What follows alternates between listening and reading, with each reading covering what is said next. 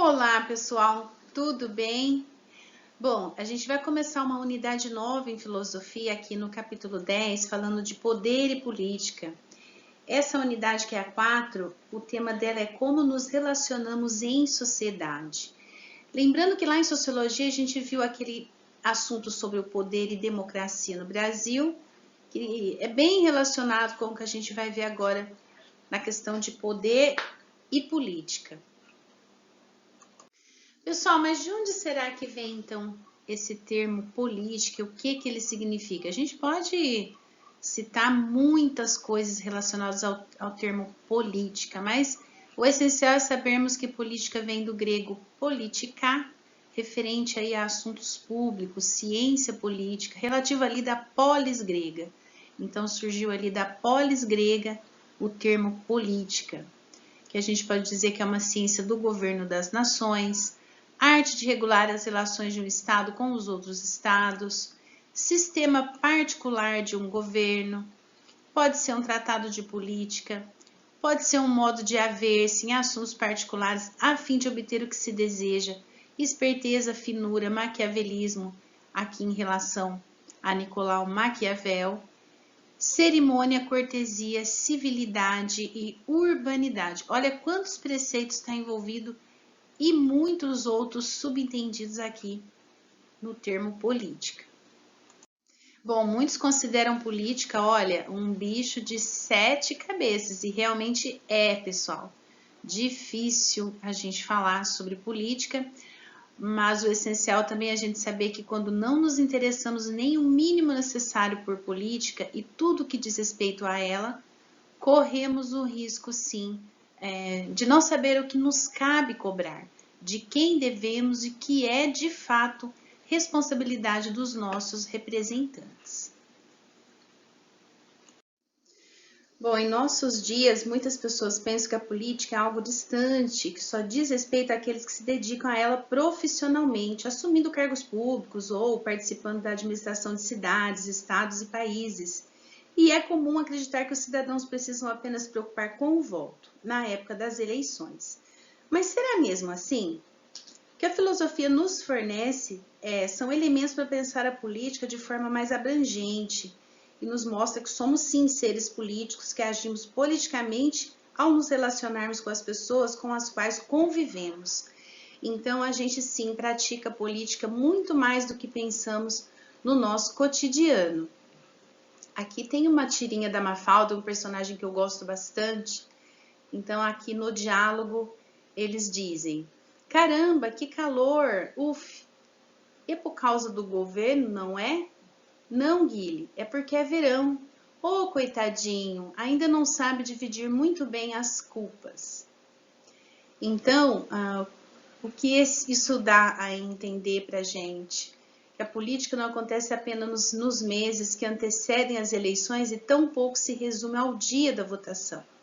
Aristóteles afirma que somos seres políticos por natureza e a política é feita aí todos os dias por todos os cidadãos e não apenas por aqueles que foram escolhidos para nos representar. O legal do Platão é que ele dizia, ele tem um pensamento muito célebre aí, que atravessou séculos, né? Séculos e séculos, que o preço a pagar pela tua participação na política é seres governado por quem é inferior.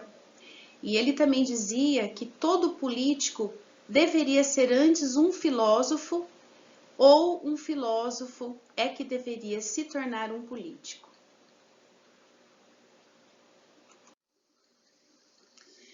Bom, pessoal, a questão do poder e autoridade, que é um tópico aí do nosso capítulo, ele reflete uma coisa muito interessante. Queremos o poder.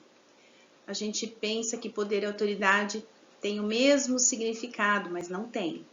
Então, ter poder não é o mesmo que autoridade. O poder é a faculdade de forçar ou coagir alguém a fazer a sua vontade por causa de sua posição ou força, mesmo que a pessoa preferisse não fazer.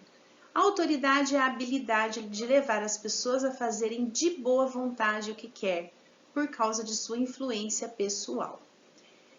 Macrofísica do poder, a teoria da soma zero. O que é isso? Bom, a teoria da soma zero está presente em diversos jogos e nela, para que o jogador vença o outro, obrigatoriamente precisa perder. Também está aí presente na teoria econômica, né, com os mesmos fundamentos de ganho e perda. Isso acontece muito na política. Microfísica do poder, transmissão em rede. O que é isso? Esse conceito nos foi apresentado por Michel Foucault e significa dizer que todas as instituições, a religião, a medicina, a psiquiatria, a escola, são partícipes da estrutura de poder, de manter a ordem no indivíduo e mantê-lo dentro dos limites morais e sociais aceitáveis aí pela macroestrutura do poder, que seria o Estado, o governo. Aqueles que governam juntamente com a sociedade.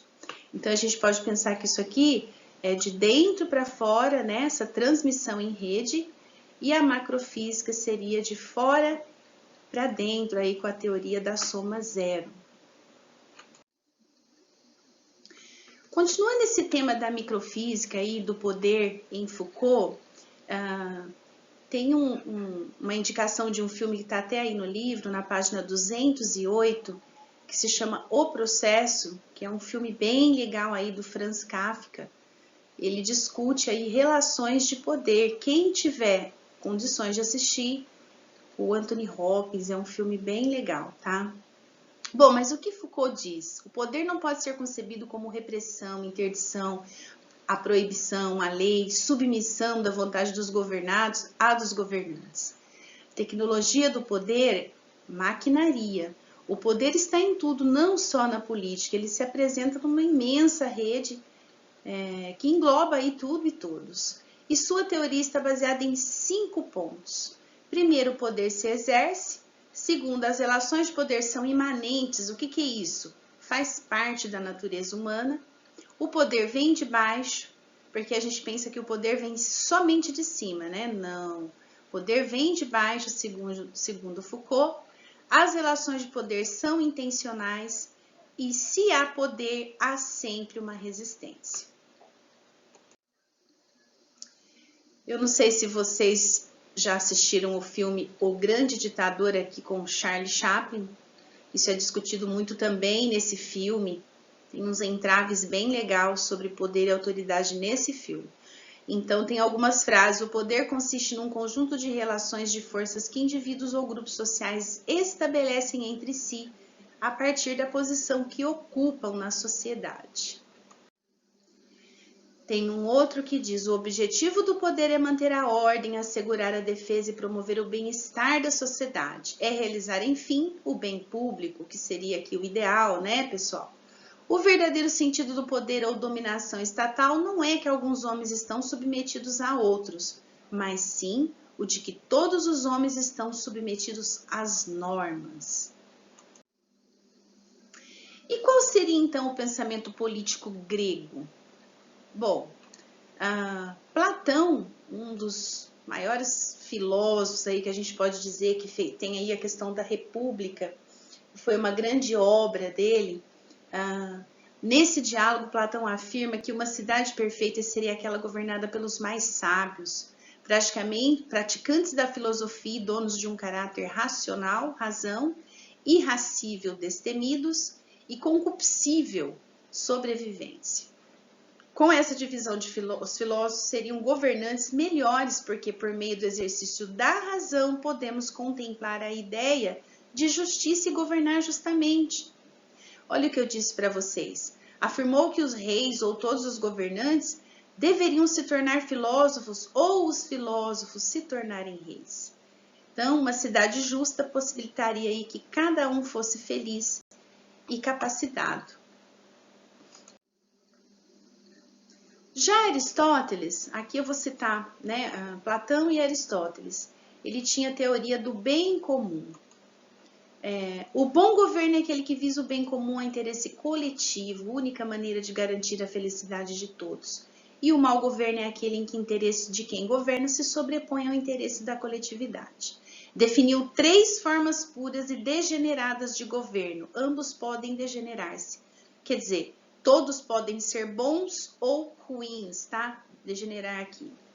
A monarquia é o governo de uma só pessoa, valoriza o interesse próprio tirano, que seria o tirano. A aristocracia é o governo de um pequeno grupo e defende o interesse de todos, mas todos apenas os seus interesses. A república é o governo de um grande grupo com o objetivo do bem comum, mas pode manipular os demais. Então, os três podem ser, sim, degenerados, né? Então, ele definiu o ser humano como um animal político, que vive em grupos como os animais, e isso diferencia o homem, né? Que compartilha a vida por meio da linguagem. Aristóteles definiu a existência de duas esferas da vida, a privada e a pública, onde a economia é a ciência da gestão da casa, ou seja, o privado, e a política é a ciência da gestão da cidade, o público. Então, aqui seria mais a questão da família, né, a privada, e a vida pública. E na esfera privada existem 4 tipos de poder: o econômico, paternal, marital e despótico, que é a questão dos empregados, os servos ali que devem obediência. Aqui nós temos Aristóteles e Platão, que foram 2 filósofos aí que na escola de Atenas foram os mais bem conceituados aí da filosofia antiga. Tá aqui a escola de Atenas, ó, com os filósofos aí, né, praticando o pensamento filosófico. E aqui ao centro, Platão e Aristóteles.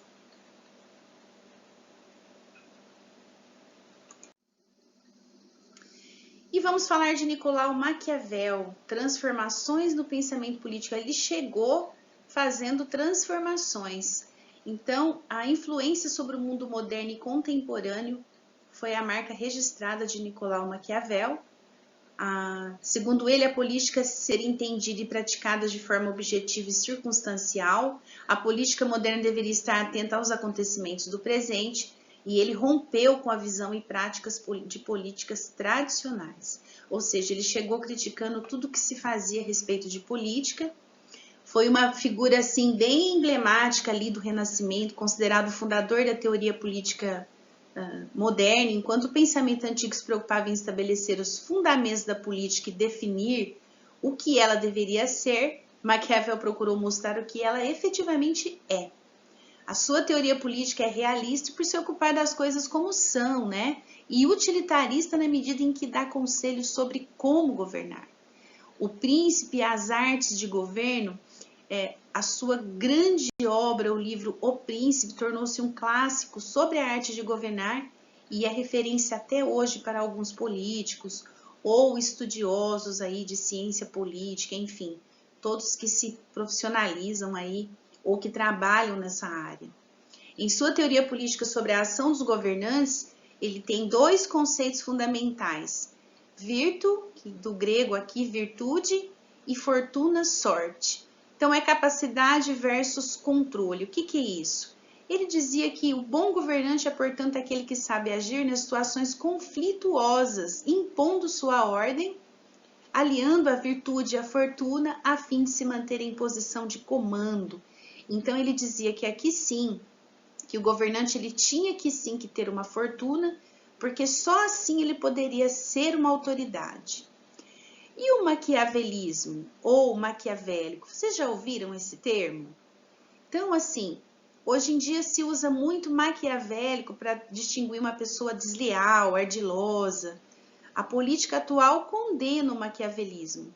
Porém, isso é muito controverso, pessoal, porque o que Maquiavel fez foi mostrar como as coisas efetivamente se passaram no âmbito das relações de poder e governo. Então, ele era muito autêntico ao mostrar realmente como as coisas são. E hoje em dia o maquiavelismo é uma coisa bem vista com bastante degeneração aqui pelas pessoas. E temos a questão do Etienne de La Boétie, que foi aí um discurso contra a opressão, né? A obra Discurso para a Servidão Voluntária, de Etienne de La Boétie, é um clássico escrito no século XVI, no qual o autor afirma que é possível resistir aos discursos autoritários e à opressão sem violência. Ele enfatiza que a tirania e o autoritarismo se destroem sozinhos quando as pessoas possuem liberdade de escolhas e pensamento, dando-se conta da própria escravidão. Então, logicamente que nesse contexto, pessoal, Platão e Aristóteles, eles eram figuras bem mais imponentes, tá? Mas o Etienne de La Boétie também, nesse contexto, teve uma certa expressividade ao falar muito dos regimes tirânicos na política, né? A obra de La Boétie, então ele dizia o quê? Que um tirano não precisa fazer nada com ele porque ele vai se destruir sozinho. E a obra de La Boétie permanece tão atual nesses séculos depois, que a partir do momento que analisa a importância da busca por essa liberdade e reflete sobre uma sociedade que se curva a um tirano em dados momentos da história, ressaltando que a consolidação da democracia e da liberdade é algo a ser buscado sempre, pois a democracia não é permanentemente consolidada. Então ele dizia que precisa se anteceder a defender com primazia sempre a liberdade. Bom, então Etienne de La Boétie, ele ressalta bastante essa questão dos tiranos, né? No caso aqui, ó, Adolf Hitler, que foi um tirano muito respeitado, tem até essa foto aí no livro de vocês, sendo recebido por apoiadores em Nuremberg, em 1933. Então ele dizia, é o próprio povo que se escraviza e se suicida quando, podendo escolher entre ser submisso ou livre, renuncia à liberdade e aceita o jugo, quando consente com seu sofrimento, ou melhor, o procura. Então ele achava que as pessoas acabavam ficando submissas e escravizadas aos tiranos. E que sim, que a gente tinha o poder de escolha. Bom, aqui tem uma tarefa que eu quero que vocês façam, que é uma pesquisa e análise crítica. Quem você acha que está certo? Aqui nós temos Jean-Jacques Rousseau, que foi aí um dos principais filósofos do Iluminismo, né, o mais popular durante a Revolução Francesa, com a teoria ali do bom selvagem, só que ele era bem mais contemporâneo, né, do século já XVIII, ali a Revolução Francesa foi o marco da Idade Moderna para a contemporânea, foi ele o precursor também do romantismo. Bom, ele dizia, os homens são bons por natureza, né, com a teoria do bom selvagem. A sociedade que os corrompe. Já Maquiavel, que era ali do século XV para o XVI, da época do Renascimento, dizia, os homens são maus por natureza, só agem bem quando lhes interessa. Então são pensamentos opostos, vocês perceberam? Logicamente que há uma grande diferença cronológica entre eles, mas eu gostaria que vocês pesquisassem a respeito e me respondessem quem você acha que está certo. É uma opinião pessoal, ok? Não tem um ou outro que eu acho que está certo. Dentro do contexto que eles viviam, eles lançaram ideias bem legais sobre política, mas no âmbito geral, e a gente analisando hoje, em pleno século XXI, o que vocês acham da ideia deles? Tá bom? Não precisa ser extenso, tá? Pode pesquisar a ideia de cada um e nem precisa colocar muito sobre a ideia deles. O que eu quero é que vocês façam uma análise crítica de quem vocês acham que está certo, tá bom? Pessoal, e a tarefa 2 é em busca do conhecimento aí da página 218, somente a questão 8, que é uma dissertação filosófica. Leia o artigo e a letra de música e faça o que se pede. A proposta da questão é refletir sobre as noções de participação política e individualismo expressas nos dois textos e vai escrever então aí uma dissertação filosófica sobre as relações sociais e os limites da comunidade política. Vai buscar apoio aí nas orientações do livro, tem um boxzinho laranjinha aí para vocês lerem sobre a dissertação filosófica, como fazer. Vocês podem buscar também aí orientações na internet ou em sites confiáveis, tá? Só citar a fonte e vai fazer então a sua dissertação. Pessoal, terminamos mais um tema dos nossos estudos. Eu espero que vocês fiquem bem. Obrigada pela companhia. Eu sempre digo que precisando de mim, eu estou à disposição. Não enjoem de mim, tá bom? Beijo no coração. Até a próxima. Tchau, tchau.